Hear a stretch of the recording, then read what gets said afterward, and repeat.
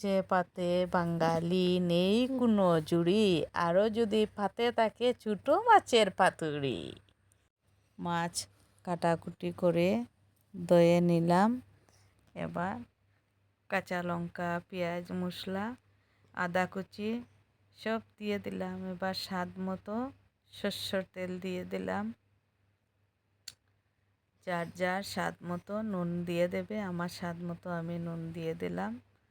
আর এবার কলা পাতা মুড়িয়ে নিলাম। এবার সুতো দিয়ে ভালোভাবে বেঁধে নিলাম। আর এবার মাটির পাত্র বসিয়ে দেব।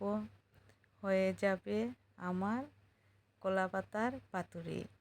ভিডিওটা ভালো লাগলে একটুকু স্কিপ করবে না, কিন্তু ভিডিওটা লাইক, শেয়ার, কমেন্ট করে দেবে।